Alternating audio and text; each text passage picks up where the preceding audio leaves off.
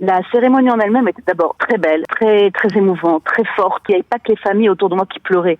Il n'y avait pas que les gens qui étaient concernés. Je voyais vraiment la force de ce que ça avait comme impact sur les gens autour de nous, sur les députés, sur les personnalités présentes, anciens présidents, les familles appréhendaient beaucoup, mais ont été très émus et très touchés de ce que la France a fait pour eux. Nous sommes en ligne avec Aurélia Ablia. Aurélia, bonjour, Boker Tov. Bonjour Boker Tov. Merci d'être avec nous ce matin. Il est très tôt. Vous êtes à Paris parce que vous avez accompagné au cours des derniers jours les familles des otages qui ont participé hier à la cérémonie d'hommage national organisée par le président Macron à la mémoire des victimes, des 42 victimes franco-israéliennes des massacres du 7 octobre, et également en soutien aux familles des otages, de 3 otages franco-israéliens qui sont encore détenus par le Hamas. Alors d'abord, je voudrais avoir votre propre sentiment. Je rappelle également que vous êtes la directrice du département francophone de One Family, cette organisation qui s'occupe des victimes du terrorisme. Votre sentiment là-bas dans la cour des Invalides, qu'est-ce que vous avez ressenti ? Beaucoup d'émotions, beaucoup de dignité, beaucoup de force. Alors je précise aussi, parce que c'est quand même, il faut le noter, que non seulement c'était un hommage aux familles endeuillées, donc à ceux qui ont perdu des membres dans l'attaque terroriste du 7 octobre, c'était aussi pour les familles d'otages, comme vous l'avez dit. D'ailleurs, nous avions avec nous 2 familles d'otages, et c'était aussi pour les blessés. Ils ont invité des blessés du 7 octobre, y compris des soldats, et je pense qu'il faut le noter. Maintenant, la cérémonie en elle-même était d'abord très belle, très émouvante, très forte. Pour ceux qui ont pu le voir à la télévision, le fait que ce sont la garde républicaine, chacun a porté une photo d'un de nos enfants qui a été assassiné. Ça a eu un impact, même sur les gens autour de moi. Je regardais, il n'y avait pas que les familles autour de moi qui pleuraient. Il n'y avait pas que les gens qui étaient concernés. Je voyais vraiment la force de ce que ça avait comme impact sur les gens autour de nous, sur les députés, sur les personnalités présentes, anciens présidents, évidemment les personnalités de la communauté juive de France. Il y avait des lycéens pour représenter la jeunesse juive de France. C'était très fort, très émouvant. Les familles ont été appréhendées beaucoup, mais ont été très émues et très touchées de ce que la France a fait pour eux, de la reconnaissance qu'elle a apportée et qu'elle leur a donnée. Pourquoi ils appréhendaient cette cérémonie ? C'est très fort, une cérémonie de commémoration, surtout 4 mois après. C'est même, je veux dire, le deuil n'est pas encore fini. Le deuil ne sera jamais fini, by the way.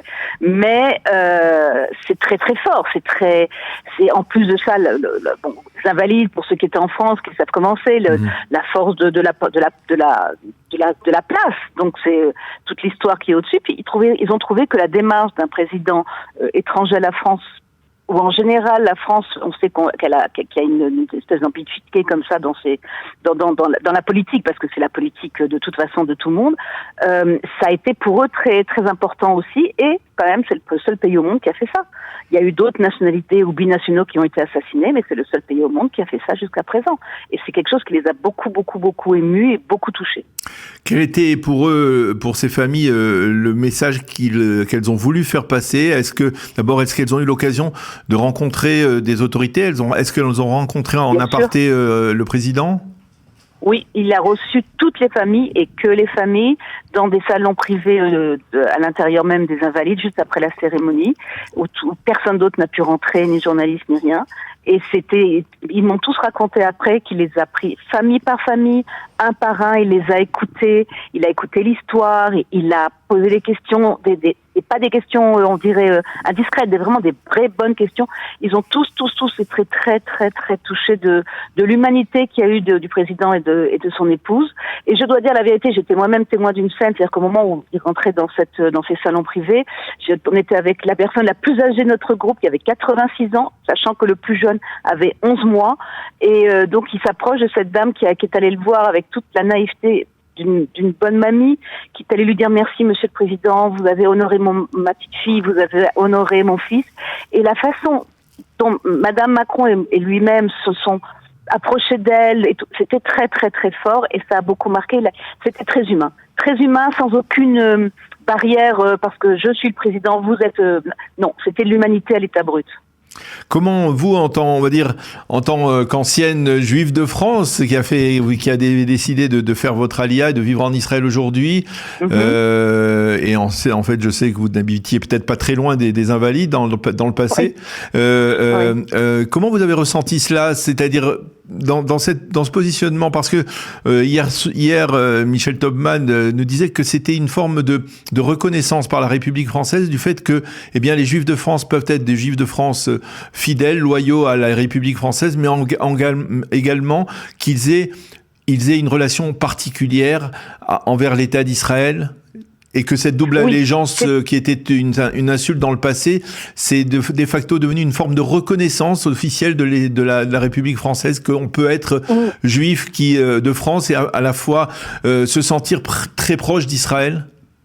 Absolument. Je pense que c'est une évolution totale dans la façon de penser, la façon de voir les gens qui sont partis vivre en Israël.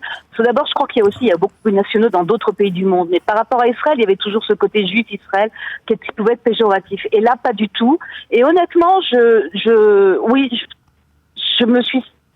D'abord, c'est vrai que ça a été très, très impressionnant de revenir à 100 mètres de là où j'habitais, mais c'est vrai aussi que j'ai trouvé ça personnellement très émouvant, et j'ai vraiment, et je l'ai dit et je le pense très très très sincèrement, je m'attendais pas à tant d'émotions dans cette cérémonie, je m'attendais pas à tant de sincérité et de la part du comportement des autorités françaises.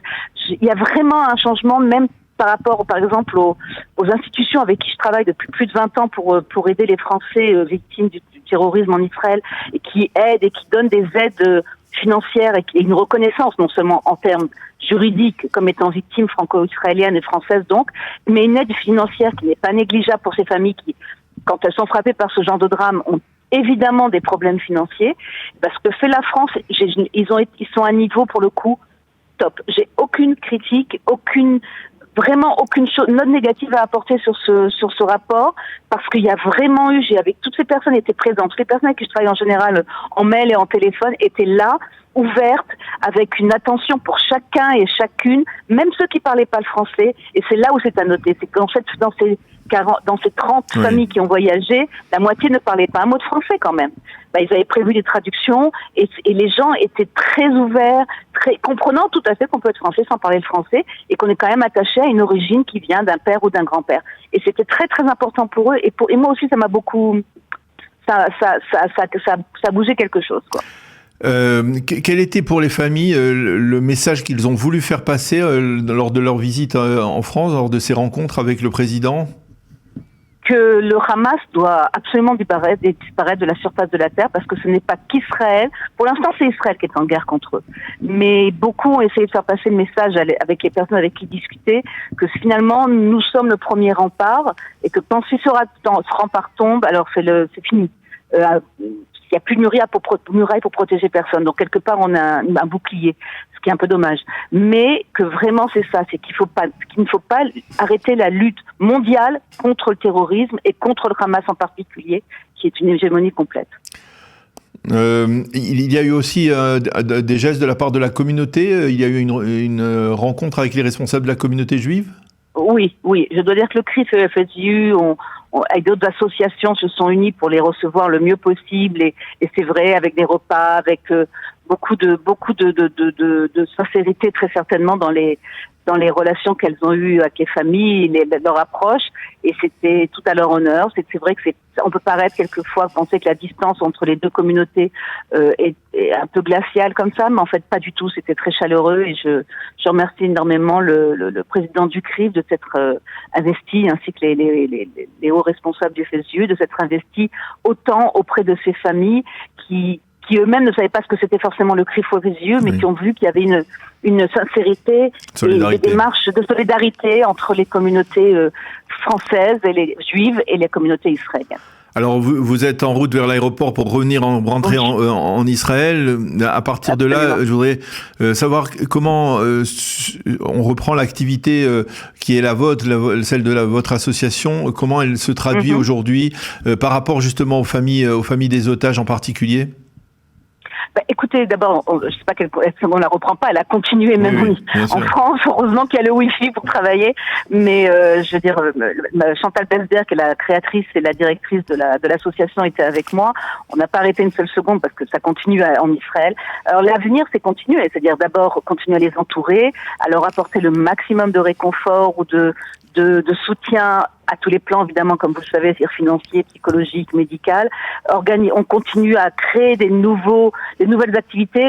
L'expérience de 23 ans que nous avons acquis sur le terrain, malheureusement, est très utile parce que du coup, on s'améliore et on a encore des nouvelles idées et on les applique. Et les familles avec qui on a discuté et qui en ont déjà profité étaient vraiment, on trouvait que l'association faisait pour eux des choses qu'ils n'auraient même pas pu imaginer en rêve sans être touchés. C'est-à-dire, on leur aurait raconté, on leur aurait dit, ah ouais, faut pas exagérer, mais non, là, ils le vivent et donc ça les aide énormément et on est très heureux que ça les aide. On voudrait simplement ne pas exister quelque part, ça voudrait dire que tout va bien.